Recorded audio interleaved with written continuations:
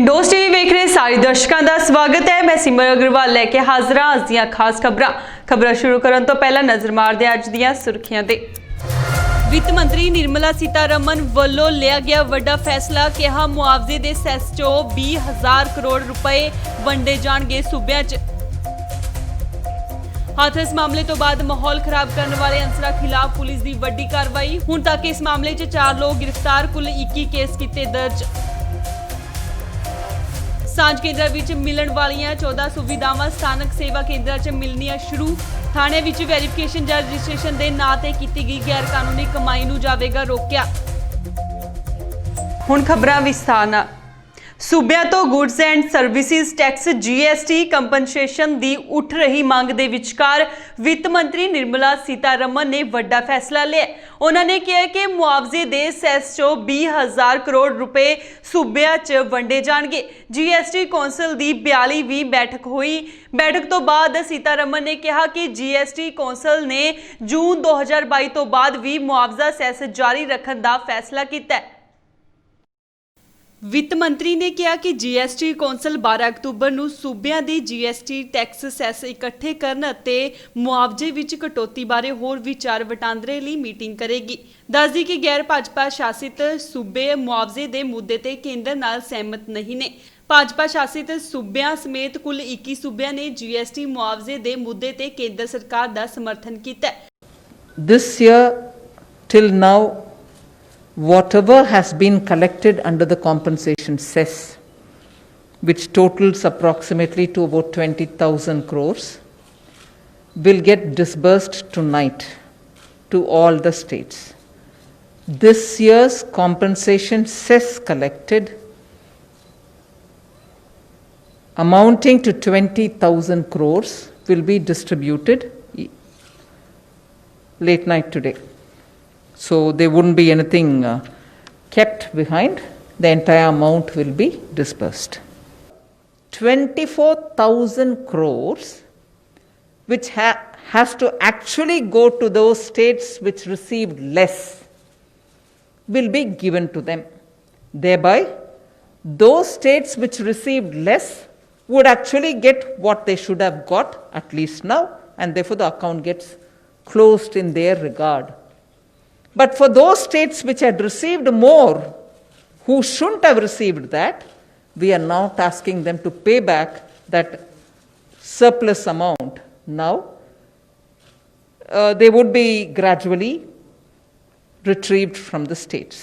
So, an amount of 24,000 crores, which is the IGST due, which has to be paid to many of the states which had received less earlier, will be done in the middle or by the end of the next week. And why is that so? Because the secretary expenditure who actually has to do all these is on leave. The moment he comes, he will attend to that. But the decision to disburse that amount has been taken. हालांकि पश्चिमी बंगाल, पंजाब और केरल वर्गियां विरोधी पार्टियां दे शासन वाले सूबिਆਂ ने अजे तक केंद्र सरकार वालों कर्जा लैण लई दिते विकल्प की चोण नहीं की है। मौजूदा वित्ती वरे विच GST तो सूबिਆਂ ਨੂੰ होण वाले मालीए विच 2.35 लाख करोड़ रुपए की कमी आ सकती है। केंद्र सरकार की गणना अनुसार GST लागू करन महज 97,000 करोड़ रुपए की कटौती लई जिम्मेवार है, जबकि बाकी 1.38 लाख करोड़ रुपए कोविड-19 के कारण ने। हाथरस मामले तो बाद तेजी नाल बदल रहे राजनीतिक घटनावां दे विचकार पुलिस ने जाति आधारित संघर्ष की साजिश रचन, सरकार दा अक्स खराब करन दी कोशिश अते जिले दे चंदपा थाणे ते माहौल नूं भंग करन दे दोषां तहत अणपछाते लोकां खिलाफ FIR दर्ज कीती है। इस मामले विच 4 लोकां नूं गिरफ्तार कीता है। इस संबंध विच सूबे भर विच कुल 21 केस दर्ज कीते गए ने। दिल्ली तो हाथरस जा रही एक संस्था नाल जुड़े 4 नौजवानों नूं पुलिस ने गिरफ्तार किया है। Director general of police Prashant Kumar अनुसार हाथरस जिले के ਵੱਖ-ਵੱਖ थाणिਆਂ ਦੇ ਖੇਤਰਾਂ ਬਿਜਨੌਰ, सहारनपुर, बुलंदशहर, प्रयागराज, हथरास, अयोध्या, लखनऊ कमिश्नरेट विच 6 मामलों तो इलावा हाथरस जिले के ਵੱਖ-ਵੱਖ प्लेटफॉर्म्स से इतराज़योग टिप्पणियां तो इलावा कुल मिला के 13 केस दर्ज किए गए ने।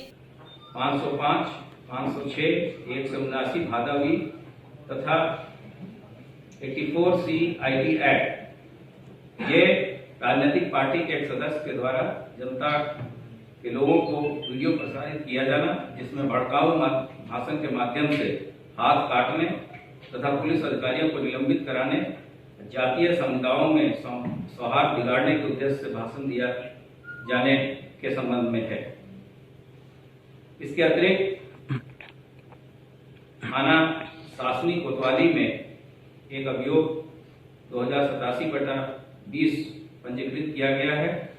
ये कुछ राजनीतिक दल के नेताओं उनके समर्थक लगभग 400-500 लोगों के द्वारा यातायात अवरुद्ध करने, रोड जाम करने तथा धारा 144 के उल्लंघन के लिए किया गया है। इसी तरीके से हाथरस गेट पर जनपद हाथरस के थाना हाथरस गेट पे एक मुकदमा 354/2020 कायम किया गया है। ये बसंत बाग कॉलोनी में कोविड-19 की गाइडलाइंस तथा धारा 144 CRPC का उल्लंघन करते हुए लगभग 200 लोगों को इकट्ठा कर सार्वजनिक रूप से सभा करने के संबंध में है।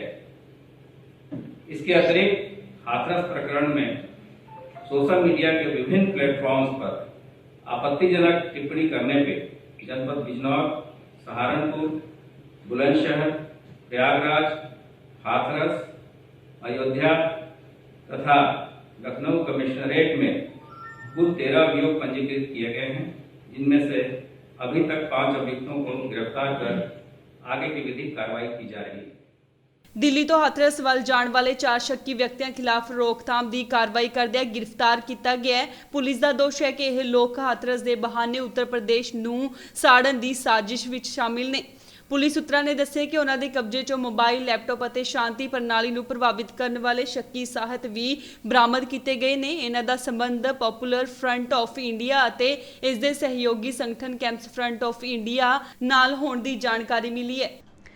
ਪੰਜਾਬ ਦੇ ਜ਼ਿਲ੍ਹਿਆਂ ਦੇ ਸਾਂਝ ਕੇਂਦਰਾਂ ਵਿੱਚ ਮਿਲਣ ਵਾਲੀਆਂ 14 ਸੁਵਿਧਾਵਾਂ ਸਥਾਨਕ ਸੇਵਾ ਕੇਂਦਰਾਂ 'ਚ ਮਿਲਣੀਆਂ ਸ਼ੁਰੂ ਹੋ ਗਈਆਂ ਨੇ। ਇਸ ਕਰਕੇ ਲੋਕਾਂ ਨੂੰ ਥਾਣਿਆਂ ਦੇ ਚੱਕਰ ਨਹੀਂ ਕੱਟਣੇ ਪੈਣਗੇ।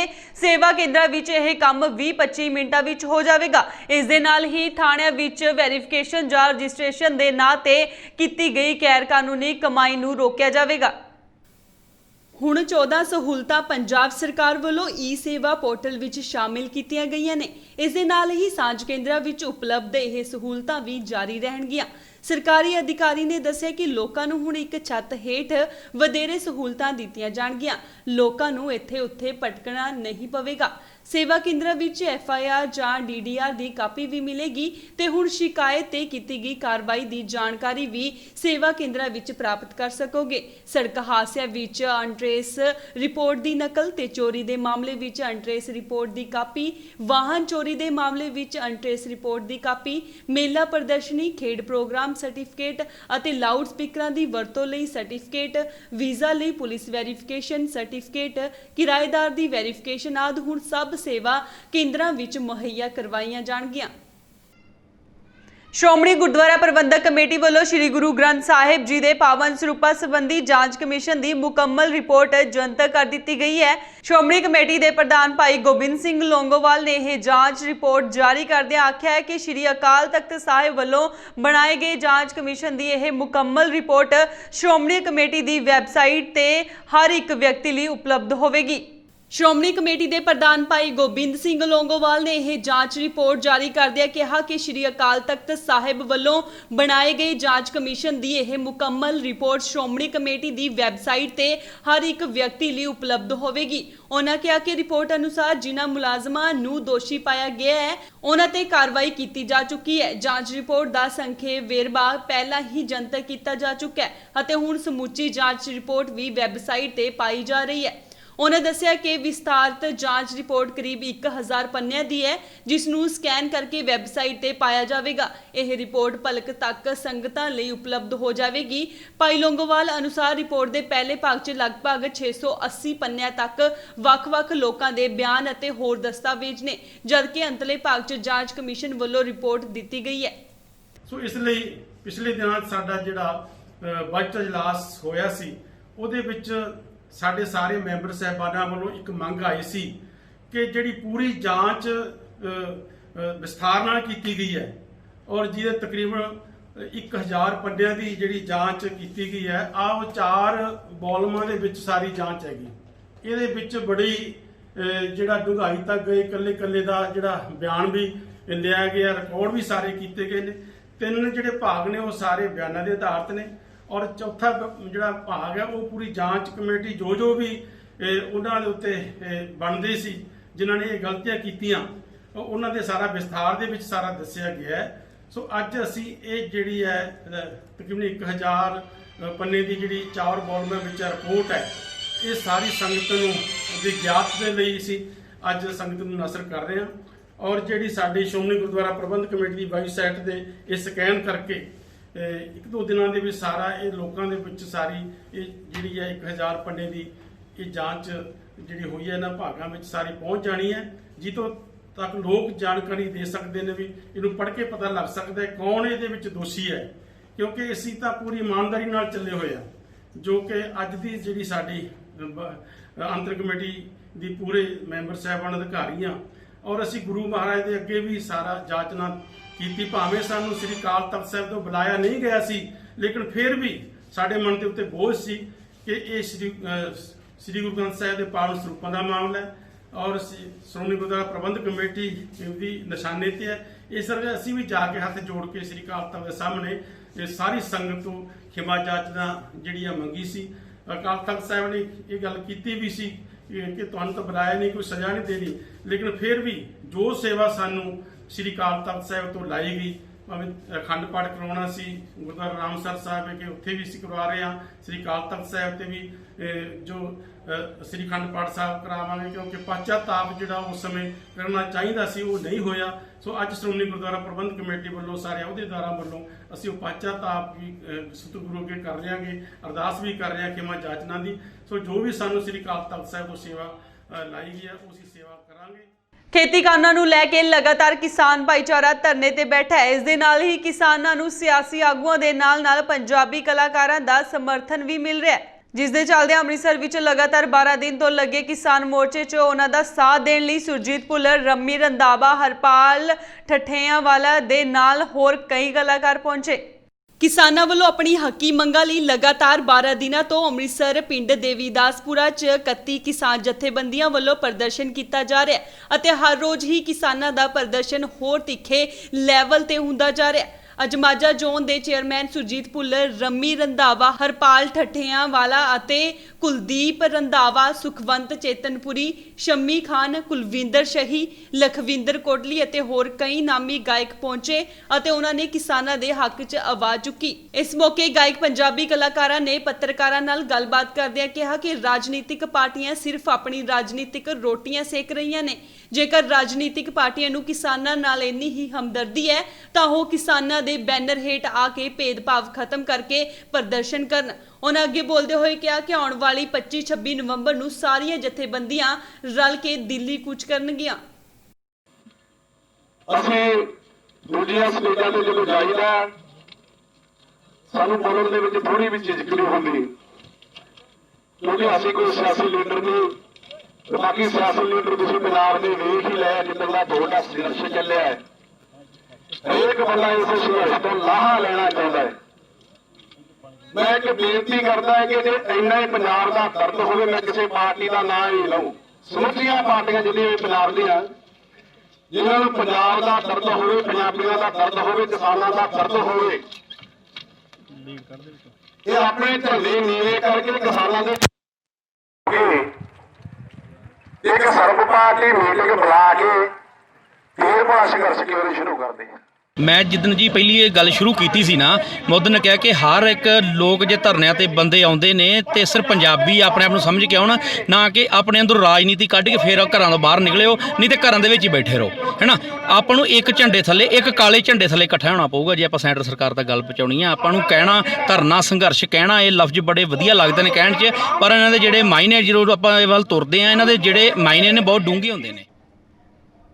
ਕਿਸਾਨਾਂ ਵੱਲੋਂ ਵੱਡੇ ਪੱਧਰ ਤੇ ਖੇਤੀ ਬਿੱਲਾਂ ਦਾ ਵਿਰੋਧ ਕੀਤਾ ਜਾ ਰਿਹਾ ਹੈ ਤੇ ਨਾਲ ਹੀ ਅੰਬਾਨੀ ਅਡਾਨੀ ਦੇ ਰਿਲਾਇੰਸ ਕੰਪਨੀ ਦੇ ਸ਼ਾਪਿੰਗ ਮਾਲ ਪੈਟਰੋਲ ਪੰਪਾਂ ਨੂੰ ਵੀ ਪਿਛਲੇ ਕਈ ਦਿਨਾਂ ਤੋਂ ਘੇਰਿਆ ਜਾ ਰਿਹਾ ਹੈ ਤੇ ਬਾਈਕਾਟ ਕਰਨ ਦੀ ਗੱਲ ਆਖੀ ਜਾ ਰਹੀ ਹੈ, ਜਿਸ ਦੇ ਚੱਲਦਿਆਂ ਹੁਣ ਸਮਾਜ ਸੇਵੀ ਲੱਖਾ ਸਿਧਾਣਾ ਨੇ ਵੀ ਰਿਲਾਇੰਸ ਕੰਪਨੀਆਂ ਦੇ ਮਾਲਸ ਨੂੰ ਘੇਰਨਾ ਸ਼ੁਰੂ ਕਰ ਦਿੱਤਾ ਹੈ।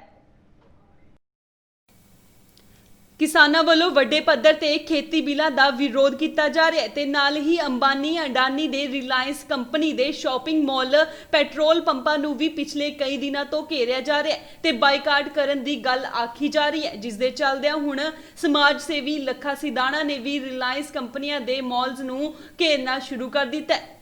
ਸ਼੍ਰੀ ਮੁਕਤਸਰ ਸਾਹਿਬ ਵਿਖੇ ਉੱਗੇ ਸਮਾਜ ਸੇਵਕ ਲੱਖਾ ਸਿਧਾਣਾ ਨੇ ਰਿਲਾਇੰਸ ਕੰਪਨੀ ਦੇ ਮਾਲ ਨੂੰ ਘੇਰਿਆ। ਇਸ ਮੌਕੇ ਲੱਖਾ ਸਿਧਾਣਾ ਦੇ ਨਾਲ ਕਿਸਾਨ ਵੀ ਮੌਜੂਦ ਸੀ। ਕੇਂਦਰ ਦੀ ਸਰਕਾਰ ਵੱਲੋਂ ਜੋ ਖੇਤੀ ਸੁਧਾਰ ਕਾਨੂੰਨ ਬਣਾਏ ਗਏ ਨੇ ਉਹਨਾਂ ਦੇ ਵਿਰੋਧ ਵਿੱਚ ਪ੍ਰਦਰਸ਼ਨ ਕਰਦੇ ਹੋਏ ਲੱਖਾ ਸਿਧਾਣਾ ਨੇ ਸ਼੍ਰੀ ਮੁਕਤਸਰ ਸਾਹਿਬ ਦੇ ਰਿਲਾਇੰਸ ਮਾਲ ਦੇ ਬਾਹਰ ਪ੍ਰਦਰਸ਼ਨ ਕੀਤਾ ਤੇ ਧਰਨਾ ਲਗਾਇਆ। ਆਜੋ ਟੈਂਟ ਕੋਲੇ ਆਜੋ ਤੁਸੀਂ। ਤੁਸੀਂ ਮੁਕਤਸਰ ਸਾਹਿਬ ਪਹੁੰਚੇ ਹੋ ਰਿਲਾਇੰਸ ਸਮਾਰਟ ਸਟੋਰ ਬੰਦ ਕੀਤਾ, ਇਸ ਬਾਰੇ ਕੀ ਕਹਿਣਾ ਚਾਹੁੰਦੇ? ਦੇਖੋ ਇਹ ਬੜਾ ਲੇਟ ਹੋਏ ਆ ਅਸੀਂ, ਮੈਨੂੰ ਲੱਗਦਾ ਤੇ 1 ਤਰੀਕ ਤੋਂ ਹੀ ਬੰਦ ਹੋ ਜਾਣਾ ਚਾਹੀਦਾ ਸੀ। ਤੇ ਜਿਵੇਂ ਬਠਿੰਡੇ ਰਿਲਾਇੰਸ ਮਾਰਕੀਟ ਬੰਦ ਹੈ, 50 60 ਲੱਖ ਰੁਪਏ ਦੀ ਇੱਕ ਦਿਨ ਦੀ ਸੇਲ ਆ ਉਹਦੀ।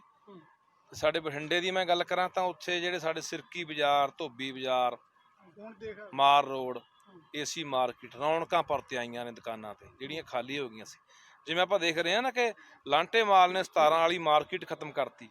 ਇਹੋ ਜਿਹਾ ਨੇ ਸਾਡੀਆਂ ਛੋਟੀਆਂ ਦੁਕਾਨਦਾਰ ਜਿਹੜੇ ਉਹਨਾਂ ਦਾ ਕਾਰੋਬਾਰ ਤਬਾਹ ਕਰਤਾ। ਵੈਸੇ ਤਾਂ ਸਾਡੇ ਉਹਨਾਂ ਦੁਕਾਨਦਾਰਾਂ ਨੂੰ ਬਹੁਤ ਸਮਾਂ ਪਹਿਲਾਂ ਉੱਠਣਾ ਚਾਹੀਦਾ ਸੀ ਕਿ ਉਹ ਜਦੋਂ ਇਹ ਬਣਨੇ ਸ਼ੁਰੂ ਹੋਏ ਉਦੋਂ ਇਹਨਾਂ ਦਾ ਵਿਰੋਧ ਹੁੰਦਾ, ਉਹ ਖਾ ਗਏ। ਹੁਣ ਤਾਂ ਇੱਕ ਨਵੀਂ ਗੱਲ ਆ ਰਹੀ ਹੈ, ਤੁਸੀਂ ਦੇਖੋ ਇਹ ਇੱਕ ਜੀਓ ਮਾਰਟ ਲਿਆ ਰਿਹਾ ਕਿ ਸਿੱਧਾ ਜਿਵੇਂ ਐਮਾਜ਼ੋਨ ਸਿੱਧੀ ਆਨਲਾਈਨ ਸਪਲਾਈ ਘਰਾਂ ਤੱਕ, ਤੁਹਾਡੇ ਘਰ ਦੇ ਵਿੱਚ ਹਰ ਚੀਜ਼ ਪਹੁੰਚੂਗੀ। ਹੁਣ ਜਿਹੜਾ ਸਮਾਨ ਆਪਾਂ ਨੂੰ ਬਾਹਰ 100 ਦੁਕਾਨ ਤੋਂ ਮਿਲਣਾ ਹੈ, ਕੱਪੜਾ ਹੈ, ਬੂਟ ਹੈ, ਬਿਜਲੀ ਦਾ ਸਮਾਨ ਹੈ ਨਾ, ਚਾਹ ਗੁੜ ਦਾ ਸਮਾਨ ਹੈ, ਸਿਉਣਾ ਹੈ, ਮੀਟ ਹੈ, ਬਾਹਰ ਕਿੰਨੀਆਂ ਦੁਕਾਨਾਂ ਤੇ ਜਾਵਾਂਗੇ ਉਹ ਸਾਰਾ ਇੱਕ ਥਾਂ ਤੋਂ ਹੀ ਮਿਲ ਜਾਂਦਾ। ਤਾਂ ਇਹ ਗੱਲ ਸਾਨੂੰ ਮਤਲਬ ਕਿ ਹੁਣ ਇੱਥੋਂ ਤੱਕ ਕਰ ਰਹੇ ਨੇ। ਇੱਕ ਮੈਂ ਤੁਹਾਨੂੰ ਨਵੀਂ ਗੱਲ ਦੱਸਣੀ ਚਾਹੁੰਦਾ, ਇਹਨਾਂ ਨੇ ਇੱਕ ਕਾਨੂੰਨ ਬਣਾਇਆ ਰੇਹੜੀਆਂ ਵਾਲਿਆਂ ਦੇ ਖਿਲਾਫ ਵੀ ਜਿਹੜੀਆਂ ਰੇਹੜੀਆਂ ਤੁਰ ਫਿਰ ਕੇ ਸਮਾਨ ਵੇਚਦੀਆਂ, ਸੌਦਾ ਕੋਈ ਸਬਜ਼ੀ ਕੋਈ ਫਰੂਟ, ਉਹ ਇੱਕ ਥਾਂ ਫੜ ਕੇ ਵੇਚਣਗੇ। ਤਾਂ ਉਹਦੇ 'ਚ ਕੀ ਚੱਕਰ ਹੈ, ਇਹਨਾਂ ਨੂੰ ਇਹ ਹੈ ਵੀ ਜੇ ਮੰਨ ਲਓ ਮੁਕਤਸਰ 'ਚ ਖੜੇ ਹਾਂ ਆਪਾਂ, ਮੁਕਤਸਰ ਦੀਆਂ ਰੇਹੜੀਆਂ ਨੇ ਨਹੀਂ ਕਰਤਾ ਵੀ ਮੁਕਤਸਰ ਦੀਆਂ ਰੇਹੜੀਆਂ ਕੱਲੀਆਂ ਸਟੇਸ਼ਨ ਤੇ ਲੱਗਣਗੀਆਂ ਭਾਈ, ਜਾਂ ਬੱਸ ਅੱਡੇ ਕੋਲ ਲੱਗਣਗੀਆਂ। ਜਿਹੜੀ ਹੁਣ ਇੱਧਰ ਆਪਣੀ ਮਲੋਟ ਰੋਡ ਵਾਲੇ ਨੇ ਜਾਂ ਆਪਣੇ ਇੱਧਰੋਂ ਕੋਟਕਪੂਰਾ ਰੋਡ ਵਾਲੇ ਨੇ ਜਿਹੜੇ ਦੂਰ ਪੈ ਜਾਂਦੇ ਨੇ, ਉਹ ਥੋੜ੍ਹੀ ਉੱਥੇ ਜਾਣਗੇ। ਅੱਲਾ ਕੋਈ ਯਾਰ ਆਨਲਾਈਨ ਸਮਾਨ ਆਉਂਦਾ, ਆਨਲਾਈਨ ਆਪਾਂ ਕਰੋ ਤੇ ਘਰੇ ਮੰਗਾ ਲਓ। ਜਾਣੇ ਸਾਡੇ ਪੂਰੇ ਤਰ੍ਹਾਂ ਦੇ ਨਾਲ ਇਹ ਪੂਰੇ ਬਾਜ਼ਾਰਾਂ ਤੇ ਹਰ ਸਿਸਟਮ ਤੇ ਪੂਰਾ ਕਬਜ਼ਾ ਕਰਨਾ ਚਾਹੁੰਦੇ। ਇੱਕ ਗੱਲ ਮੈਂ ਹੋਰ ਲੋਕਾਂ ਨੂੰ ਦੱਸਣੀ ਚਾਹੁੰਦਾ, ਤਾਂ ਇਸ ਕਰਕੇ ਮੈਂ ਇੰਨਾ ਹੀ ਕਹਿਣਾ ਚਾਹੁੰਦਾ ਕਿ ਅੱਜ ਸਾਨੂੰ ਸਿਰਫ ਤੇ ਸਿਰਫ ਜਿਹੜਾ ਮੈਂ ਸੁਨੇਹਾ ਦੇਵਾਂਗਾ ਪੰਜਾਬ ਦੇ ਲੋਕਾਂ ਨੂੰ, ਗੁਰੂ ਦੇ ਲੜ ਲੱਗੋ, ਗੁਰੂ ਗ੍ਰੰਥ ਸਾਹਿਬ ਦੇ ਲੜ ਲੱਗੋ, ਆਪਦੇ ਆਗੂ ਆਪ ਬਣ ਜਾਓ। ਇਹ ਲੜਾਈ ਕਿਸੇ ਜਥੇਬੰਦੀ ਦੀ, ਕਿਸੇ ਲੱਖੇ ਦੀ, ਕਿਸੇ ਗਾਇਕ ਦੀ, ਕਿਸੇ ਮੱਟ ਦੀ, ਕਿਸੇ ਹੋਰ ਦੂਜੇ ਤੀਜੇ ਦੀ ਨਹੀਂ ਆ। ਇੰਨਾ ਸਮਝ ਲਓ ਕਿ ਲੜਾਈ ਸਾਡੀ ਹੈ, ਸਾਡੀ ਹੋਂਦ ਹਸਤੀ ਦੀ ਲੜਾਈ। ਅਗਲਾ ਸਾਡੀ ਹੋਂਦ ਨੂੰ ਖਤਮ ਕਰਨਾ ਚਾਹੁੰਦਾ, ਸਾਡੀ ਹਸਤੀ ਨੂੰ ਮਿਟਾਉਣਾ ਚਾਹੁੰਦਾ, ਸਾਡੀ ਵਿਚਾਰਧਾਰਾ ਨੂੰ ਮਾਰਨਾ ਚਾਹੁੰਦਾ। ਅਸੀਂ ਉਹ ਹੋਣ ਨਹੀਂ ਦੇਣਾ। ਅਸੀਂ ਆਪੋ ਆਪ ਦੇ ਤੌਰ ਦੇ ਉੱਤੇ ਆਪੋ ਆਪਣੀ ਜ਼ਿੰਮੇਵਾਰੀ ਸਮਝਦੇ ਹੋਏ ਪਿੰਡਾਂ 'ਚੋਂ ਸ਼ਹਿਰਾਂ 'ਚੋਂ ਨਿਕਲ ਕੇ ਆਪਣੀ ਹੋਂਦ ਨੂੰ ਬਚਾਉਣ ਲਈ ਲੜਨਾ ਹੈ। 7 ਸਤੰਬਰ ਤੋਂ ਕਿਸਾਨ ਪੂਰੇ ਪੰਜਾਬ ਦੇ ਵਿੱਚ ਧਰਨੇ ਪ੍ਰਦਰਸ਼ਨ ਕਰ ਰਹੇ ਨੇ। ਕਿਤੇ ਹਾਈਵੇ ਰੋਕੇ ਜਾ ਰਹੇ ਨੇ ਤੇ ਕਿਤੇ ਰੇਲ ਰੋਕੋ ਅੰਦੋਲਨ ਚਲਾਇਆ ਜਾ ਰਿਹਾ ਹੈ। ਕਿਸਾਨਾਂ ਵੱਲੋਂ ਇਹ ਕਿਹਾ ਜਾ ਰਿਹਾ ਹੈ ਕਿ ਉਹ ਰਿਲਾਇੰਸ ਕੰਪਨੀ ਦਾ ਪੂਰੀ ਤਰ੍ਹਾਂ ਬਾਈਕਾਟ ਕਰਨਗੇ। ਇੱਕ ਪਾਸੇ ਰਾਹੁਲ ਗਾਂਧੀ ਪੂਰੇ ਪੰਜਾਬ ਦੇ ਵਿੱਚ ਖੇਤੀ ਸੁਧਾਰ ਕਾਨੂੰਨਾਂ ਦੇ ਖਿਲਾਫ ਪ੍ਰਦਰਸ਼ਨ ਕਰ ਰਹੇ ਨੇ, ਟਰੈਕਟਰ ਮਾਰਚ ਕਰ ਰਹੇ ਨੇ। ਦੂਜੇ ਪਾਸੇ ਕਿਸਾਨ ਵੀ ਆਪਣੇ ਪੱਧਰ ਤੇ ਉੱਪਰ ਇਹਨਾਂ ਖੇਤੀ ਸੁਧਾਰ ਕਾਨੂੰਨਾਂ ਦਾ ਵਿਰੋਧ ਕਰਦੇ ਹੋਏ ਡਟੇ ਹੋਏ ਨੇ। ਖੇਤੀ ਕਾਨੂੰਨਾਂ ਦੇ ਵਿਰੋਧ 'ਚ ਕਿਸਾਨ ਵੱਡੀ ਗਿਣਤੀ 'ਚ ਸੜਕਾਂ ਤੇ ਪ੍ਰਦਰਸ਼ਨ ਕਰ ਰਹੇ ਨੇ। ਇੰਨੇ ਰੋਜ਼ ਦੇ ਬਾਵਜੂਦ ਹੁਣ ਮੰਡੀਆਂ 'ਚ ਵੀ ਉਹਨਾਂ ਨਾਲ ਧੱਕਾ ਹੋ ਰਿਹਾ ਹੈ। ਸਰਕਾਰ ਵੱਲੋਂ ਝੋਨੇ ਦੀ ਖਰੀਦ 27 ਸਤੰਬਰ ਤੋਂ ਸ਼ੁਰੂ ਕੀਤੀ ਗਈ ਸੀ। ਅਜਿਹੇ 'ਚ ਹਾਲਾਤ ਇਹ ਨੇ ਕਿ ਸਾਰੇ ਪੰਜਾਬ ਵਿੱਚ ਕਿਸਾਨਾਂ ਨੂੰ ਉਹਨਾਂ ਦੀਆਂ ਫਸਲਾਂ ਦਾ ਭੁਗਤਾਨ ਨਹੀਂ ਹੋ ਰਿਹਾ, ਜਿਸ ਕਰਕੇ ਕਿਸਾਨ ਪਰੇਸ਼ਾਨ ਨੇ। ਝੋਨੇ ਦੀ ਸਰਕਾਰੀ ਖਰੀਦ ਦੇ ਬਾਵਜੂਦ ਕਿਸਾਨਾਂ ਨੂੰ ਉਹਨਾਂ ਦੀ ਫਸਲ ਦਾ ਭੁਗਤਾਨ ਨਹੀਂ ਕੀਤਾ ਗਿਆ। ਕਿਸਾਨਾਂ ਦਾ ਕਹਿਣਾ ਹੈ ਕਿ ਉਹਨਾਂ ਨੂੰ ਇਹ ਨਹੀਂ ਪਤਾ ਕਿ ਉਹਨਾਂ ਦੀ ਫਸਲ ਕੌਣ ਖਰੀਦ ਰਿਹਾ ਹੈ। ਜੇ ਆੜਤੀ ਉਹਨਾਂ ਦੀ ਮਦਦ ਨਹੀਂ ਕਰਦਾ ਤਾਂ ਕਿਸਾਨ ਮੁਸੀਬਤ 'ਚ ਪੈ ਜਾਂਦੇ ਨੇ। ਇੱਥੇ ਸਿਰਫ ਕਿਸਾਨਾਂ ਦੇ ਨਾਂ ਤੇ ਰਾਜਨੀਤੀ ਹੁੰਦੀ ਹੈ। ਹੁਣ ਨਾ ਤਾਂ ਇੱਥੇ ਮੰਡੀ 'ਚ ਕਿਸਾਨਾਂ ਲਈ ਕੋਈ ਪ੍ਰਬੰਧ ਹੈ, ਰਾਤ ਵੀ ਬੋਰੀਆਂ ਤੇ ਬਤੀਤ ਕਰਨੀ ਪੈਂਦੀ ਹੈ। ਇਹ ਕਾਰਨ ਹੈ ਕੋਈ ਪ੍ਰਸ਼ਾਸਨ ਦਾ ਬੰਦਾ ਆ ਕੇ ਖਬਰ ਹੀ ਨਹੀਂ ਲੈ ਰਿਹਾ, ਪੁੱਛ ਹੀ ਨਹੀਂ ਰਿਹਾ ਮੰਡੀ ਨੂੰ। ਇਹ ਆੜਤੀ ਆਪਣੇ ਵੇਹਬ ਤੇ ਭਰ ਕੇ ਬੋਰੀਆਂ ਸਾਈਡ ਤੇ ਕੰਧਾਂ ਨਾਲ ਲਾਈ ਜਾਂਦੇ ਆ। ਤੇ ਨਾ ਸਾਨੂੰ ਪਤਾ ਹੈ ਵੀ ਕੌਣ ਖਰੀਦ ਰਿਹਾ ਕੌਣ ਪਰਚੇਜ ਕਰ ਰਿਹਾ, ਨਾ ਕੋਈ ਅਖਬਾਰ ਦੀ ਖਬਰ ਹੈ। ਇਹਨਾਂ ਦਿਨਾਂ 'ਚ ਫੂਡ ਸਪਲਾਈ ਮੰਤਰੀ 2 ਵਾਰੀ ਗੇੜਾ ਮਾਰ ਗਿਆ ਸੀ। ਇੰਨੇ ਦਿਨਾਂ 'ਚ 22 ਤਰੀਕ ਤੋਂ ਇੱਥੇ ਭਰਤੀ ਸ਼ੁਰੂ ਹੋ ਰਹੀ ਹੈ। ਕਹਿੰਦੇ ਤਾਂ ਇਹਨੇ ਵੀ ਖਰੀਦ ਸ਼ੁਰੂ ਹੋ ਗਈ, ਲੇਕਿਨ ਖਰੀਦ ਦਾ ਕੋਈ ਉਹ ਸੁੱਖ ਨਹੀਂ ਮਿਲ ਰਹੀ ਕਿ ਪੇਮੈਂਟ ਕੌਣ ਦੇਗਾ, ਕਦ ਮਿਲੇਗੀ, ਕਦ ਲਿਮਟ ਆਏਗੀ, ਕਦ ਆੜਤੀਆਂ ਤੱਕ ਆਏਗੀ, ਕਦ ਸਾਡੇ ਤੱਕ ਆਏਗੀ। ਕਿਹਾ ਇਹ ਜਾਂਦਾ ਸੀ ਕਿ ਕਿਸਾਨ ਦੀ ਮਿਹਨਤ 24 ਘੰਟੇ 'ਚ ਉਹਨਾਂ ਦੀ ਜੇਬ 'ਚ ਹੋਏਗੀ, ਉਹਨਾਂ ਦੇ ਹੱਥਾਂ 'ਚ ਹੋਏਗੀ, ਲੇਕਿਨ ਅੱਜ ਕਿਸਾਨ ਦੇ ਹੱਥ ਖਾਲੀ ਨੇ। ਤੇ ਹੋਰ ਕੀ ਜਿਹੜੀਆਂ ਉਹਦੇ ਦਿੱਕਤਾਂ ਆ ਰਹੀਆਂ ਨੇ, ਕੋਈ ਕੀ ਕਿਹੋ ਜਿਹੇ ਪ੍ਰਬੰਧ ਹੈਗੇ ਨੇ ਮੰਡੀ ਦੇ ਵਿੱਚ, ਜਿਵੇਂ ਕਿ ਰਹਿਣ ਦਾ ਪ੍ਰਬੰਧ, ਜਿਵੇਂ ਹੁਣ ਤੁਸੀਂ ਬੋਰੀਆਂ ਤੇ ਬੈਠੇ ਹੋ ਧੁੱਪ ਦੇ ਵਿੱਚ, ਕੋਈ ਸਰਕਾਰ ਵੱਲੋਂ ਕੋਈ ਪ੍ਰਬੰਧ ਕੀਤੇ ਗਏ ਪਾਣੀ ਪੂਣੀ ਦਾ? ਹੋਰ ਸਰਕਾਰ ਨੇ ਤਾਂ ਪੁੱਛੇ ਤੱਕ ਕਿਸੇ ਨੂੰ ਨਹੀਂ, ਪਾਣੀ ਤਾਂ ਕੀ ਪਿਲਾਉਣਾ ਸੀ। ਪ੍ਰਬੰਧ ਇਹੀ ਹੈ ਵੀ ਜਿਹਨੇ ਇੱਥੇ ਰਾਤ ਰਹਿਣਾ ਉਹ ਆਪਣਾ ਰੱਖ ਲੈਂਦਾ, ਜਾਂ ਆੜਤੀਏ ਵੀਰ ਸਪੋਰਟ ਕਰ ਦਿੰਦੇ ਆ। ਇਹਨਾਂ ਵੱਲੋਂ ਮਾਰਕੀਟ ਕਮੇਟੀਆਂ ਵੱਲੋਂ ਸਰਕਾਰ ਵੱਲੋਂ ਕੋਈ ਪ੍ਰਬੰਧ ਨਹੀਂ ਹੈ। ਉਹਨਾਂ ਨੇ ਕਿਹਾ ਕਿ ਕਿਸਾਨਾਂ ਦੀ ਗੱਲ ਉੱਪਰ ਤੱਕ ਨਹੀਂ ਪਹੁੰਚ ਪਾਉਂਦੀ। ਫਸਲ 27 ਤਰੀਕ ਦੀ ਵੇਚੀ ਜਾ ਚੁੱਕੀ ਹੈ, ਫਿਰ ਵੀ ਉਹਨਾਂ ਨੂੰ ਫਸਲ ਦੇ ਪੈਸੇ ਅਜੇ ਤੱਕ ਨਹੀਂ ਮਿਲੇ। ਇਸ ਸੰਬੰਧੀ ਫੂਡ ਸਪਲਾਈ ਅਫਸਰ ਮੁਨੀਸ਼ ਪੰਜਾਨੀ ਨੇ ਕਿਹਾ ਕਿ ਇਸ ਵਾਰ ਸੀਜ਼ਨ ਛੇਤੀ ਸ਼ੁਰੂ ਹੋਇਆ ਸੀ ਤੇ ਛੁੱਟੀਆਂ ਕਾਰਨ ਭੁਗਤਾਨ ਨਹੀਂ ਹੋ ਸਕਿਆ। ਹੁਣ ਜਲਦੀ ਹੀ ਇਸ ਦਾ ਭੁਗਤਾਨ ਕਰ ਦਿੱਤਾ ਜਾਵੇਗਾ। ਬਠਿੰਡਾ ਵਿੱਚ ਕਿਸਾਨ ਜਥੇਬੰਦੀਆਂ ਵੱਲੋਂ ਆਪਣੇ ਕੱਪੜੇ ਲਾ ਕੇ ਮਾਰਚ ਕੱਢਿਆ ਗਿਆ। ਦਾਣਾ ਮੰਡੀ ਵਿੱਚ ਮੌਜੂਦ ਕਿਸਾਨ ਜਥੇਬੰਦੀਆਂ ਨੇ ਕਿਹਾ ਕਿ ਪ੍ਰਾਈਵੇਟ ਕੰਪਨੀ ਵੱਲੋਂ ਨਰਮਾ ਖਰੀਦਣ ਦੇ ਚੱਲਦੇ ਉਹਨਾਂ ਨੇ ਕੱਪੜੇ ਲਾ ਲਏ ਨੇ, ਕਿਉਂਕਿ ਸਰਕਾਰੀ ਖਰੀਦ ਵਾਲੇ ਖਰੀਦ ਨਹੀਂ ਕਰ ਰਹੇ ਤੇ ਮੌਜੂਦਾ ਸਰਕਾਰ ਸਰਕਾਰੀ ਖਰੀਦ ਵਾਲਿਆਂ ਨੂੰ ਦਾਖਲ ਨਹੀਂ ਕਰ ਰਹੀ। ਉਹਨਾਂ ਸਰਕਾਰ ਤੋਂ ਮੰਗ ਕੀਤੀ ਕਿ ਸਰਕਾਰੀ ਖਰੀਦ ਸ਼ੁਰੂ ਕਰੇ ਤੇ ਜਿਨ੍ਹਾਂ ਪ੍ਰਾਈਵੇਟ ਬੰਦਿਆਂ ਨੇ ਨਰਮੇ ਦੀ ਫਸਲ 'ਚ ਉਹਨਾਂ ਦੀ ਲੁੱਟ ਕੀਤੀ ਹੈ ਉਹਨਾਂ ਖਿਲਾਫ ਸਖਤ ਕਾਰਵਾਈ ਕੀਤੀ ਜਾਵੇ। ਇਸ ਦੇ ਨਾਲ ਉਹਨਾਂ ਨੇ ਖੇਤੀ ਕਾਨੂੰਨਾਂ ਨੂੰ ਲੈ ਕੇ ਵਿਰੋਧ ਕਰਦੇ ਹੋਏ ਮੋਦੀ ਸਰਕਾਰ ਖਿਲਾਫ ਨਾਅਰੇਬਾਜ਼ੀ ਕਰਕੇ ਆਪਣਾ ਗੁੱਸਾ ਜ਼ਾਹਰ ਕੀਤਾ। ਬਲਦੇਵ ਸਿੰਘ ਸੰਦੋਹਾ, ਭਾਰਤੀ ਕਿਸਾਨ ਯੂਨੀਅਨ ਏਕਤਾ ਸਿੱਧੂਪੁਰ, ਜ਼ਿਲ੍ਹਾ ਬਠਿੰਡਾ ਦੇ ਪ੍ਰਧਾਨ, ਜੋ ਅੱਜ ਅਸੀਂ ਆਪਣਾ ਮੁਜ਼ਾਹਰਾ ਜਿਹੜਾ 5ਵੇਂ ਦਿਨ ਦੇ ਵਿੱਚ ਜਿਹੜਾ ਦਾਖਲ ਹੋਇਆ ਸਾਡਾ ਰੇਲ ਦੀਆਂ ਪਾਰਟੀਆਂ ਤੇ ਲਗਾਤਾਰ ਕੇਂਦਰ ਸਰਕਾਰ ਨੇ ਜੋ ਸਾਡੇ ਖਿਲਾਫ ਆਰਡੀਨੈਂਸ ਲਿਆਂਦੇ ਨੇ ਉਹਨਾਂ ਨੂੰ ਵਾਪਸ ਕਰਾਉਣ ਲਈ, ਇਹਦੇ ਨਾਲੋਂ ਨਾਲ ਅਸੀਂ ਆਪਣੀ ਜਿਹੜੀ ਸਾਡੀ ਅੱਜ ਫਸਲ ਵਿਕ ਰਹੀ ਹੈ, ਕਿਸਾਨ ਆਪਣਾ ਮਹਿੰਗੇ ਭਾਅ ਦੇ ਸਪਰੇਹਾਂ ਕਰਕੇ ਮਹਿੰਗੇ ਵਾਲੀਆਂ ਰੇਹਾਂ ਪਾ ਕੇ ਅੱਜ ਸਾਡੇ ਕਿਸਾਨ ਮਹਿਸੂਸ ਕਰ ਰਹੇ ਕਿ ਸਾਡੀ ਫਸਲ ਕੌਡੀਆਂ ਦੇ ਭਾਅ ਜਾ ਰਹੀ ਹੈ। ਔਰ ਜਿਸ ਕਰਕੇ ਅਸੀਂ ਆਪਣੀ ਅਨਾਜ ਮੰਡੀ ਦੇ ਵਿੱਚ ਜੋ ਸਾਡਾ ਮੰਡੀ ਬੋਰਡ ਸਿਸਟਮ ਹੈ ਉਹਦਾ ਅਦਾਰਾ ਹੈ, ਉਸ ਅਦਾਰੇ ਦਾ ਜਿਹੜਾ ਮਾਰਕੀਟ ਕਮੇਟੀ ਦਾ ਸੈਕਟਰੀ ਹੈ, ਅਸੀਂ ਉਹਦੇ ਗੇਟ ਤੇ ਜਾਵਾਂਗੇ ਔਰ ਉਸ ਨੂੰ ਕਹਾਂਗੇ ਕਿ ਜਿਹੜਾ ਸਾਡੀ ਸਰਕਾਰੀ ਖਰੀਦ ਹੈ, ਜਿਹੜਾ ਸਰਕਾਰੀ ਅਦਾਰਾ ਹੈ ਔਰ ਮੰਡੀ ਬੋਰਡ ਦੇ ਅਧੀਨ ਹੈ, ਉਸ ਨੂੰ ਖਿੱਚ ਕੇ ਕਿਉਂ ਨਹੀਂ ਲਿਆਂਦਾ, ਸਾਡੇ ਕਿਸਾਨਾਂ ਦੀ ਲੁੱਟ ਕਿਉਂ ਕੀਤੀ ਜਾ ਰਹੀ ਹੈ। ਇਸ ਕਰਕੇ ਅਸੀਂ ਆਪਣੇ ਜਿਹੜੇ ਸਾਡੇ ਲੀਡਰਾਂ ਤਨ ਤੋਂ ਸਾਡੇ ਪ੍ਰਾਈਵੇਟ ਲੋਕਾਂ ਨੇ ਤੇ ਸਮੁੱਚੀ ਸਰਕਾਰ ਨੇ ਲਾਹਿਆ, ਤਾਂ ਅਸੀਂ ਆਪਣਾ ਜਿਹੜਾ ਨੰਗੀ ਧੜ ਅਸੀਂ ਆਪਣਾ ਜਿਹੜਾ ਮੁਜ਼ਾਹਰਾ ਕਰ ਰਹੇ ਹਾਂ। ਉਹਨਾਂ ਪੰਜਾਬ ਸਰਕਾਰ ਨੂੰ ਚੇਤਾਵਨੀ ਦਿੰਦੇ ਹੋਏ ਕਿਹਾ ਕਿ ਜੇਕਰ ਮੰਡੀ 'ਚ ਹੋ ਰਹੀ ਕਿਸਾਨਾਂ ਦੀ ਲੁੱਟ ਨੂੰ ਨਾ ਰੋਕਿਆ ਗਿਆ ਤਾਂ ਆਉਣ ਵਾਲੇ ਦਿਨਾਂ ਵਿੱਚ ਸੰਘਰਸ਼ ਤਿੱਖਾ ਕੀਤਾ ਜਾਵੇਗਾ। ਸਰਕਾਰ ਹਰ ਸਮੇਂ ਫੋਕੇ ਦਾਅਵੇ ਕਰਦੀ ਹੈ ਕਿ ਤੁਹਾਡੀ ਫਸਲ ਦਾ ਸਹੀ ਮੁੱਲ ਮਿਲੇਗਾ, ਪਰ ਅਸੀਂ ਸਰਕਾਰ ਨੂੰ ਦੱਸਣਾ ਚਾਹੁੰਦੇ ਹਾਂ ਕਿ ਸਾਡੀ ਫਸਲ ਦਾ ਮੁੱਲ ਨਹੀਂ ਮਿਲਿਆ, ਸਗੋਂ ਪ੍ਰਾਈਵੇਟ ਲੋਕਾਂ ਵੱਲੋਂ ਸਾਡੀ ਫਸਲ ਤੇ ਕੱਪੜੇ ਲਾਹੇ ਜਾ ਰਹੇ ਨੇ। ਕੇਂਦਰ ਸਰਕਾਰ ਦੇ ਖੇਤੀ ਕਾਨੂੰਨਾਂ ਖਿਲਾਫ ਮੋਗਾ ਵਿੱਚ ਕਿਸਾਨ ਜਥੇਬੰਦੀਆਂ ਵੱਲੋਂ 5ਵੇਂ ਦਿਨ ਰੇਲ ਰੋਕੋ ਅੰਦੋਲਨ ਜਾਰੀ ਹੈ। ਕਿਸਾਨ ਜਥੇਬੰਦੀਆਂ ਵੱਲੋਂ ਮੋਗਾ ਰੇਲਵੇ ਟਰੈਕ ਤੇ ਆਪਣੇ ਘਰੋਂ ਪਸ਼ੂਆਂ ਲਿਆ ਕੇ ਬੰਨ ਰੋਸ਼ ਕੀਤਾ ਗਿਆ। ਦੱਸ ਦਈਏ ਕਿ ਸਾਰੀਆਂ ਰਾਜਨੀਤਿਕ ਪਾਰਟੀਆਂ ਦਾ ਬਾਈਕਾਟ ਕਰਕੇ ਆਪਣੀਆਂ ਮੰਗਾਂ ਨੂੰ ਲੈ ਕੇ ਜਾਰੀ ਕਿਸਾਨਾਂ ਦਾ ਰੋਸ ਹੋਰ ਵੀ ਤੇਜ਼ ਹੁੰਦਾ ਨਜ਼ਰ ਆ ਰਿਹਾ ਹੈ। ਇਸ ਰੋਸ 'ਚ ਕਿਸਾਨਾਂ ਦੇ ਪਰਿਵਾਰਕ ਮੈਂਬਰਾਂ ਸਣੇ ਉਹਨਾਂ ਦੇ ਬੱਚੇ ਵੀ ਸ਼ਾਮਿਲ ਹੋਏ ਨੇ। ਕਿਸਾਨਾਂ ਦਾ ਕਹਿਣਾ ਹੈ ਕਿ ਸਾਡਾ 5ਵਾਂ ਦਿਨ ਹੈ, ਅੱਗੇ ਵੀ ਸਾਡਾ ਰੋਸ ਜਾਰੀ ਰਹੇਗਾ। ਅਸੀਂ ਆਪਣੇ ਘਰੋਂ ਪਸ਼ੂ ਇਸ ਲਈ ਲੈ ਕੇ ਆਏ ਹਾਂ ਕਿਉਂਕਿ ਅਸੀਂ ਇੱਥੇ ਧਰਨੇ ਤੇ ਹਾਂ ਤੇ ਘਰੇ ਪਸ਼ੂਆਂ ਨੂੰ ਚਾਰਾ ਪਾਉਣ ਵਾਲਾ ਵੀ ਕੋਈ ਨਹੀਂ ਹੈ। ਉਹਨਾਂ ਕਿਹਾ ਕਿ ਅਸੀਂ ਰੇਲਵੇ ਟਰੈਕ ਤੇ ਪੱਕਾ ਟੈਂਟ ਲਗਾ ਕੇ ਆਪਣਾ ਪਰਿਵਾਰ ਵੀ ਇੱਥੇ ਲੈ ਕੇ ਆਵਾਂਗੇ। ਜੀ ਅੱਜ 5ਵੇਂ ਦਿਨ ਕਿਸਾਨ ਹੈ ਜਿਹੜੇ ਖੇਤੀ ਕਾਲੇ ਕਾਨੂੰਨ ਨੂੰ ਲੈ ਕੇ ਡਟੇ ਹੋਏ ਨੇ, ਪਸ਼ੂ ਵੀ ਬੰਨੇ ਗਏ ਨੇ, ਕੀ ਕਹੋਗੇ? ਦੇਖੋ ਜੀ, ਦਾਸ ਬਲਵੰਤ ਸਿੰਘ ਬ੍ਰਹਮ ਕੇ ਜਨਰਲ ਸਕੱਤਰ ਪੰਜਾਬ ਭਾਰਤੀ ਕਿਸਾਨ ਯੂਨੀਅਨ, ਦੇਖੋ 31 ਜਥੇਬੰਦੀਆਂ ਦੇ ਨਿਰਦੇਸ਼ਾਂ ਦੇ ਹੇਠ ਅੱਜ ਪੂਰੇ ਪੰਜਾਬ ਦੇ ਵਿੱਚ ਇਹ ਘੱਟੋ ਘੱਟ ਵੀ 24-25 ਜਗ੍ਹਾ ਤੇ ਟ੍ਰੇਨਾਂ ਰੋਕੀਆਂ ਗਈਆਂ ਨੇ। ਇਸੇ ਤਰ੍ਹਾਂ ਹੀ ਅਸੀਂ ਪੂਰੇ ਪੰਜਾਬ ਦੇ ਵਿੱਚ ਜਿਹੜੇ ਰਿਲਾਇੰਸ ਦੇ ਪੰਪ ਨੇ ਡਾਨੀਆਂ ਬਾਨੀਆਂ ਦੇ ਉਹਨਾਂ ਨੂੰ ਵੀ ਰੋਕਿਆ ਹੋਇਆ, ਔਰ ਪੂਰੇ ਪੰਜਾਬ 'ਚ 12 ਜਿਹੜੇ ਟੋਲ ਪਲਾਜ਼ੇ ਨੇ ਉਹਨਾਂ ਨੂੰ ਵੀ ਬੰਦ ਕਰਕੇ ਉੱਥੋਂ ਆਵਾਜਾਈ ਫ੍ਰੀ ਕੀਤੀ ਹੋਈ ਹੈ। ਇੱਥੋਂ ਤੱਕ ਨਹੀਂ ਜਿਹੜੇ ਡਾਨੀਆਂ ਬਾਨੀਆਂ ਦੇ ਗੋਦਾਮ ਨੇ, ਜਿਵੇਂ ਡਗਰੂ ਸੈਲੋ ਆ, ਛਾਜਲੀ ਸੈਲੋ ਆ, ਇਹ ਸਾਰੇ ਬੰਦ ਕੀਤੇ ਹੋਏ ਨੇ। MP MLA ਜਿਹੜੇ BJP ਦੇ ਨੇ ਉਹਨਾਂ ਨੇ ਘਰਾਓ ਕੀਤਾ ਹੋਇਆ। ਅੱਜ ਅਸੀਂ ਸੋਚਿਆ ਵੀ ਇਹ 5 ਦਿਨ ਹੋ ਗਏ ਨੇ ਇਸ ਅੰਦੋਲਨ ਚੱਲਦੇ ਨੂੰ, ਅਸੀਂ ਲਿਆ ਕੇ ਇੱਥੇ ਪਸ਼ੂ ਵੀ ਬੰਨ੍ਹ ਦਿੱਤੇ ਨੇ। ਆਪ ਜੀ ਦੇ ਮਾਧਿਅਮ ਰਾਹੀਂ ਦਿਖਾਉਣਾ ਚਾਹੁੰਦੇ ਆ ਕਿ ਇੱਕ ਨਵਾਂ ਐਕਸ਼ਨ ਅਸੀਂ ਲਿਆ ਹੈ ਵੀ ਅੱਜ ਤੋਂ ਲੈ ਕੇ ਅਸੀਂ ਪਸ਼ੂ ਵੀ ਇੱਥੇ ਲਿਆਵਾਂਗੇ, ਕਿਉਂਕਿ ਸਾਡੀਆਂ ਮਾਵਾਂ ਭੈਣਾਂ ਘਰੇ ਪੱਠੇ ਪਾ ਕੇ ਉਹ ਵੀ ਸੇਵਾ ਕਰਦੀਆਂ ਨੇ। ਇੱਥੇ ਚੁੱਲ੍ਹੇ ਵੀ ਬਣਾਵਾਂਗੇ। ਆਉਣ ਵਾਲੇ ਸਮੇਂ ਦੇ ਵਿੱਚ ਟਰੈਕ ਜਿਹੜੇ ਬਣੇ ਹੋਏ ਨੇ ਇਹ ਕੇਂਦਰ ਸਰਕਾਰ ਵੱਲੋਂ, ਇਹਨਾਂ ਦੇ ਉੱਪਰ ਅਸੀਂ ਤੰਬੂ ਲਾ ਕੇ ਆਪਣੇ ਘਰ ਪੱਕੇ ਕਰ ਦੇਣੇ ਨੇ। ਉਹਨਾਂ ਚਿਰ ਨਹੀਂ ਉੱਠਣਾ ਜਿੰਨਾ ਚਿਰ ਮੋਦੀ ਦੇ ਕਾਲੇ ਬਣੇ ਹੋਏ ਕਾਨੂੰਨ ਇਸ ਹਿਟਲਰ ਨੂੰ ਨਵਾ ਕੇ ਛੱਡਾਂਗੇ। ਇਹਨੂੰ ਉਹ ਪਾਣੀ ਪਿਆਵਾਂਗੇ ਜਿਹੜਾ ਯਾਦ ਰੱਖੇਗਾ। ਆਉਣ ਵਾਲੇ ਸਮੇਂ ਦੇ ਵਿੱਚ ਇਹਦਾ ਬਿਲਕੁਲ ਅਸੀਂ ਬਾਈਕਾਟ ਕਰਕੇ ਕਿਸੇ ਪਿੰਡ ਉਧਰ ਕਿਸਾਨ ਨੌਜਵਾਨਾਂ ਵੱਲੋਂ ਸਨੀ ਦਿਓਲ ਤੇ ਵੀ ਜੰਮ ਕੇ ਤੰਜ ਕਸੇ ਗਏ। ਉਹਨਾਂ ਦਾ ਕਹਿਣਾ ਹੈ ਕਿ ਸਨੀ ਦਿਓਲ ਫਿਲਮਾਂ ਵਿੱਚ ਵੱਡੀਆਂ ਗੱਲਾਂ ਕਰਦਾ ਹੈ, ਉਹ ਵੀ ਕਿਸਾਨਾਂ ਦਾ ਬੇਟਾ ਹੈ, ਉਹ ਐਮਪੀ ਹੋ ਕੇ ਵੀ ਕਿਸਾਨਾਂ ਦੇ ਵੱਲ ਦੀ ਗੱਲ ਨਹੀਂ ਕਰ ਰਿਹਾ। ਰਜਿੰਦਰ ਸਿੰਘ ਆ ਜੀ। ਰਜਿੰਦਰ ਜੀ, ਕਿਸਾਨ 5ਵੇਂ ਦਿਨ ਲਗਾਤਾਰ ਇੱਥੇ ਧਰਨੇ ਤੇ ਡਟੇ ਹੋਏ ਨੇ ਕਾਲੇ ਕਾਨੂੰਨ ਨੂੰ ਵਾਪਸ ਲੈਣ ਲਈ। ਅੱਜ ਮਜਬੂਰ ਹੋ ਗਏ ਨੇ ਕਿ ਘਰਾਂ ਦੇ ਪਸ਼ੂ ਵੀ ਲਿਆ ਕੇ ਇੱਥੇ ਬੰਨ੍ਹ ਦਿੱਤੇ ਗਏ ਨੇ, ਕੀ ਕਹੋਗੇ? ਉਹ ਪਸ਼ੂ ਆਵਾਂ ਜੀ, ਅਸੀਂ ਸਵੇਰ ਤੋਂ ਆ ਜਾਂਦੇ 7 ਵਜੇ ਦੇ ਤੋਂ, ਕਿਉਂਕਿ ਪਸ਼ੂ ਤਾਂ ਸਾਡੇ ਭੁੱਖੇ ਤੇ ਆਏ ਆ। ਅਸੀਂ ਅੱਜ 2 ਲਿਆਂਦੇ, ਹੋ ਸਕਦਾ ਕੱਲ੍ਹ ਨੂੰ ਸੈਂਕੜੇ ਪਸ਼ੂ ਹੋਣ। ਮੈਂ ਮੀਡੀਆ ਦੇ ਮਾਧਿਅਮ ਬਣਾਈ, ਸਨੀ ਦਿਓਲ ਨੂੰ ਨੌਜਵਾਨ ਸਾਰਾ ਆਈਡੀਅਲ ਮੰਨਦਾ। ਉਹ ਕਹਿੰਦਾ ਸੀ ਕਾਤੀਆ ਭੌਂਕ ਉਹ ਜਿਹੜਾ ਫਿਲਮ ਦੇ ਵਿੱਚ ਇਹ ਕਹਿੰਦਾ ਸੀ, ਅੱਜ ਕਿਉਂ ਨਹੀਂ ਕਿਸਾਨਾਂ ਦੀ ਖਾਤਰ ਬੋਲ ਰਿਹਾ? ਸਨੀ ਦਿਓਲ ਧਰਮਿੰਦਰ ਇਹ ਗੱਲ ਕਹਿੰਦੇ ਨੇ ਜੱਟਾਂ ਦੇ ਪੁੱਤ ਸਾਡੇ ਥਾਂ ਫਾਰਮ ਹਾਊਸ ਬਣਾਇਆ ਸੀ ਕਿਸਾਨ, ਅੱਜ ਉਹਨੂੰ ਕਿ ਸੱਪ ਸੁੰਘ ਗਿਆ। ਅੱਜ ਉਹ ਬੋਲੇ, ਬੀਜੇਪੀ ਤੋਂ ਪਾਸੇ ਹਟ ਕੇ ਬੋਲੇ, ਸਾਨੂੰ ਫਿਲਮਾਂ 'ਚ ਸੰਦੇਸ਼ ਦੇਣ ਵਾਲਾ ਰੀਅਲ ਲਾਈਫ 'ਚ ਸਾਡੇ ਨਾਲ ਖੜੇ। ਇਹ ਮੰਗ ਆ ਜੀ ਮੇਰੀ ਸਨੀ ਦਿਓਲ ਨੂੰ।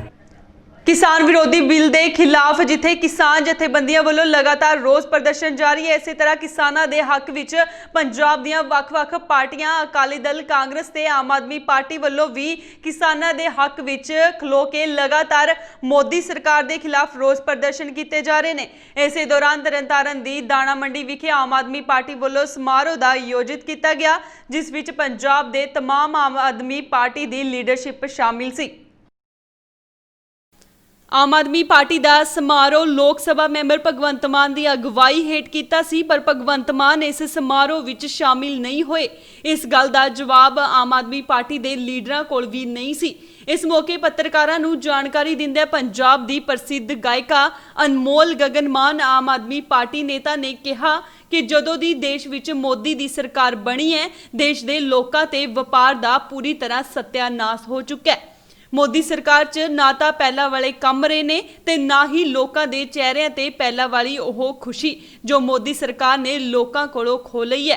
ਉਹਨਾਂ ਕਿਹਾ ਕਿ ਪਹਿਲਾਂ ਲੋਕਾਂ ਦੇ ਕਾਰੋਬਾਰ ਖਤਮ ਕਰਨ 'ਚ ਮੋਦੀ ਨੇ ਪੂਰਾ ਜ਼ੋਰ ਲਗਾਇਆ, ਹੁਣ ਪੰਜਾਬ ਦੀ ਕਿਸਾਨੀ ਨੂੰ ਖਤਮ ਕਰਨ ਲਈ ਜੋ ਖੇਤੀ ਆਰਡੀਨੈਂਸ ਬਿੱਲ ਪਾਸ ਕੀਤਾ ਹੈ ਉਸ ਨੂੰ ਕਦੇ ਵੀ ਕਬੂਲ ਨਹੀਂ ਕੀਤਾ ਜਾਵੇਗਾ, ਕਿਉਂਕਿ ਇਹ ਬਿੱਲ ਕਿਸਾਨਾਂ ਦਾ ਹੀ ਨਹੀਂ ਹਰ ਵਰਗ ਦੇ ਲੋਕਾਂ ਦੇ ਕਾਰੋਬਾਰ ਨੂੰ ਜੋ ਬਚਿਆ ਰਹਿ ਗਿਆ ਹੈ ਉਸ ਨੂੰ ਬੰਦ ਕਰ ਦੇਵੇਗਾ। ਉਹਨਾਂ ਨੇ ਕਿਹਾ ਕਿ ਜੇਕਰ ਇਹ ਲੜਾਈ ਇਸੇ ਤਰ੍ਹਾਂ ਜਾਰੀ ਰਹੀ ਤਾਂ ਹੋ ਸਕਦਾ ਹੈ ਇਸ ਦਾ ਸਿੱਟਾ ਵਧੀਆ ਮਿਲ ਸਕੇ ਤੇ ਪੰਜਾਬ ਦੀ ਕਿਸਾਨੀ ਬਚਾਈ ਜਾ ਸਕੇ। देखो रैली तो बड़े टाइम का संघर्ष जोड़ा पंजाब का चल रहा, पर हुण इन्हां ने जिहड़ी केंद्र सरकार ने नाल पंजाब दीयां मौजूदा सरकारां ने मिल के एक कदम चुक्या, किसानां दे खिलाफ काला कानून पास किया, लोकां दी नक च दम किया ते उन्हां दे कारोबार किसानी कामकाज ठप्प करन दी कोशिश की है। सो इस चीज़ लई पंजाब दा हर वर्ग है, चाहे वह किसान आ, मजदूर है, आड़ती आ, सो पार्टियां भी किसानां दे जवाकां नाल बनदियां ने। सो असीं अज इसे प्रेरणा के लिए बैठे हैं, ਵੱਧ ਤੋਂ ਵੱਧ नौजवान पीढ़ी ਨੂੰ ਕਹਿ ਰਹੇ ਕਿ ਅੱਗੇ ਆਓ, ਕਿਸਾਨ ਯੂਨੀਅਨ ਦੇ ਨਾਲ ਕਿਸਾਨਾਂ ਦੇ ਨਾਲ ਮੋਢੇ ਨਾਲ ਮੋਢਾ ਲਾ ਕੇ ਚੱਲੋ। ਜੇ ਜਿਸ ਤਰ੍ਹਾਂ ਕਿ ਸਿੱਧੂ ਬਾਰੇ ਵੀ ਦੱਸਿਆ ਜਾ ਰਿਹਾ ਕਿ ਸਿੱਧੂ ਪਹਿਲਾਂ ਕੱਲ ਹੈਗੀ ਸੀ, ਅੱਜ ਨਹੀਂ ਨਜ਼ਰ ਆਈ, ਕੀ ਕਹਿਣਾ ਚਾਹੁੰਦੇ ਕਿ ਰੈਲੀ ਜਿਹੜੀ ਆ ਇਹ ਰਾਹੁਲ ਗਾਂਧੀ ਵੱਲੋਂ ਵੀ ਕੀਤੀ ਜਾ ਰਹੀ ਹੈ ਕਿਸਾਨਾਂ ਦੇ ਹੱਕ ਵਿੱਚ? ਦੇਖੋ ਮੈਨੂੰ ਲੱਗਦਾ ਵੀ ਕਾਂਗਰਸ ਪਾਰਟੀ ਕੋਲ ਤਾਂ ਟਾਈਮ ਹੀ ਨਹੀਂ ਕਿਸਾਨਾਂ ਲਈ, ਉਹਨਾਂ ਲਈ ਤਾਂ ਆਪਣੇ ਲੀਡਰਾਂ ਦੀਆਂ ਨਾਰਾਜ਼ਗੀਆਂ ਦੂਰ ਕਰਨ ਤੋਂ ਉਹਨਾਂ ਨੂੰ ਵੇਲ ਨਹੀਂ ਹੈਗੀ। ਕੋਈ ਨਾਰਾਜ਼ ਹੋ ਜਾਂਦਾ, ਕੋਈ ਮੰਨ ਜਾਂਦਾ, ਤੇ ਉਹ ਪਾਰਟੀਆਂ ਪਾਰਟੀਬਾਜ਼ੀ ਕਰ ਰਹੀਆਂ, ਕਿਸਾਨਾਂ ਲਈ ਨਹੀਂ ਆ। ਪਹਿਲਾਂ ਉਹਨਾਂ ਨੇ ਖੁਦ ਆਪਣੀ ਮਰਜ਼ੀ ਦੇ ਨਾਲ ਸਾਰੇ ਜਿਹੜੇ ਕਾਨੂੰਨ ਸੀ ਪਾਸ ਕੀਤੇ, ਉਹਨਾਂ ਦੀ ਸਹਿਮਤੀ ਸੀ ਇਸ ਚੀਜ਼ ਦੇ ਵਿੱਚ। ਜਦੋਂ ਹੁਣ ਉਹਨਾਂ ਨੂੰ ਪਤਾ ਨਹੀਂ ਸੀ ਪੰਜਾਬ ਦੇ ਵਿੱਚ ਜਿਹੜਾ ਕਿਸਾਨ ਹੈ ਇੰਨੇ ਵੱਡੇ ਲੈਵਲ ਦੇ ਉੱਤੇ ਇਹਨਾਂ ਦੇ ਕਾਨੂੰਨਾਂ ਦੇ ਖਿਲਾਫ ਸੜਕਾਂ ਉੱਤੇ ਉਤਰੂਗਾ, ਖੂਨ ਡੋਲੂਗਾ। ਸੋ ਹੁਣ ਉਹ ਇੱਥੇ ਡਰਾਮੇ ਕਰ ਰਹੇ ਨੇ, ਆ ਕੇ ਆਪਣੇ ਟਰੈਕਟਰ ਮਾਰਚ ਕਰ ਰਹੇ ਨੇ। ਪਹਿਲਾਂ ਮੈਨੂੰ ਲੱਗਦਾ ਕਿ ਰਾਹੁਲ ਗਾਂਧੀ ਦੇ ਪੈਰਾਂ 'ਚ ਝਾਂਜਰਾਂ ਸੀ ਤੇ ਮੂੰਹ 'ਚ ਰਸਗੁੱਲਾ ਸੀ। ਸੋ ਜਿਹੜਾ ਹੁਣ ਉਹ ਜਾ ਕੇ ਗਾਂਧੀ ਪਰਿਵਾਰ ਨੇ ਪੰਜਾਬ ਨਾਲ ਅੱਜ ਤੱਕ ਕੀ ਕੁਛ ਕੀਤਾ, ਇਹ ਤਾਂ ਕੋਈ ਵੀ ਜਾਣੂ ਨਹੀਂ ਹੈ, ਸਭ ਜਾਣਦੇ ਨੇ। ਸੋ ਇਹ ਸੀ ਅੱਜ ਦੀਆਂ ਖਾਸ ਖਬਰਾਂ। ਹੋਰ ਪ੍ਰੋਗਰਾਮ ਵੇਖਣ ਦੇ ਲਈ ਜੁੜੇ ਰਹੋ ਇੰਡੋਜ਼ ਟੀਵੀ ਦੇ ਨਾਲ ਤੇ ਉਦੋਂ ਤੱਕ ਮੈਨੂੰ ਦਿਓ ਇਜਾਜ਼ਤ। ਧੰਨਵਾਦ।